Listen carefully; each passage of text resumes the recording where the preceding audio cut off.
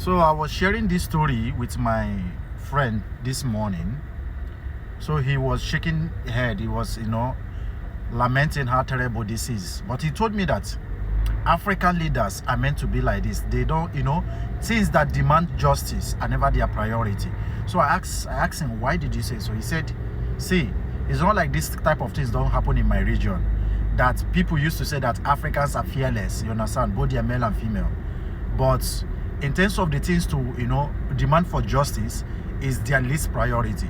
He said in their region, in their own region, if something like this comes out, you don't need to, people don't even need to go much loud like this in the media, that the police will take care of it, Then it occurred to me, a lot of people might not understand how deep this is or how terrible it is, when, because of African mentality, especially Nigerians, a lot of these things are going on. Like my friend said today, he said a lot of these things are going on in homes, different cities. A lot of it are going on, but people are scared that, when they come out and speak out, their future will be ruined.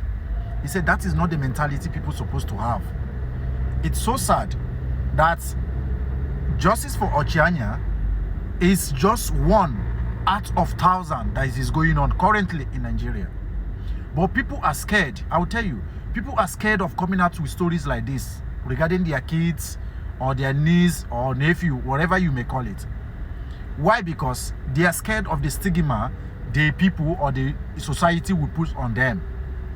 But now, this is a life-taking case. But for those who are still alive facing this kind of problem, a lot of us, we know. You understand? Some people know, but they keep quiet. Because they ask them, oh, please don't say it out. Oh, don't take it to the media. Don't tell anybody. Some of them, they go behind and take money to sort these things out. That's why the Nigerian society is still getting worse and worse day by day. We might shout about this on the media because he's already out in the media. May his soul rest in peace. But I don't think this prayer is possible without getting justice for her. So, every home, parents, the fact is this. When things like this are going on, proper action needs to be taken. And to the family, to the father and son who committed this atrocity, I think it will be wise for both of you to surrender yourself to the police. You understand? Give yourself in. There are things, we keep talking, Nigerians, we keep talking all these things on the media. Okay, one action on this. What about the thousands of other ladies suffering this? What about the grown-up women being harassed without their consent? What about them? There are a lot of them. They are so sad, people. Men of nowadays don't have respect for the ladies. And when the ladies fight back, it will become disrespectful. The media will see it a different way. But now, this is a life case now. Now, everybody is forming, oh, I'm sympathizing and all that. There are a lot going on in our communities, in our cities. A lot is going on. And a lot of people have decided not to come out with it because of the stigma people will place on them. But the society of today is not like that. Nobody is going to blame you. You understand? A lot of people are scared to come out to tell their failure, their story of failure and all that. But most times, your failure, your story of your failure story or story of failure will be the one to liberate you in this type of society. Because this society now, I don't know where it's heading to. Well, without being said all this, justice for Ochianya. I hope the Nigerian police, I hope everyone clamoring for this now can come up whenever this is happening in our community or in our cities, without life being lost first.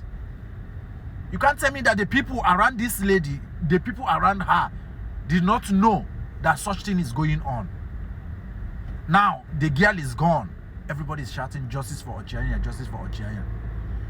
How many times have this girl complained this to, somebody, a friend, or an adult? We need to start, bringing up stories to protect the girl child. It's getting out of hand. It's really, really getting out of hand. Nobody wants this to be his sibling or his relative. Nobody. And I want to use this opportunity to say kudos to the people that this type of thing happen in their family and they don't commit murder. I say kudos to them. I know what I'm saying. We might look calm on social media, but me, if this thing affects me and I'm present there, somebody will go down for it, or somebody must be injured for it. All this social media justice, I don't buy it. Since, you know, there are things that you know that you cannot get the satisfactory justice of a particular offense. Even from the police or the government, you cannot get it. There are things that trigger the bitterness in you, especially me. There are things that trigger the bitterness in me. And in that moment, I can do the unthinkable. I might not think about what will happen to me after. But until I satisfy that my curiosity, that's my anger, it's never a win. So I want to really thank the family, you understand, that they have not committed another murder.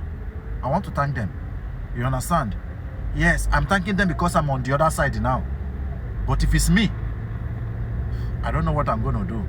I don't know the extent I'm gonna go, because all these things now, police will never give you a satisfactory, you know, justice that this type magnitude of offense deserve. Peace.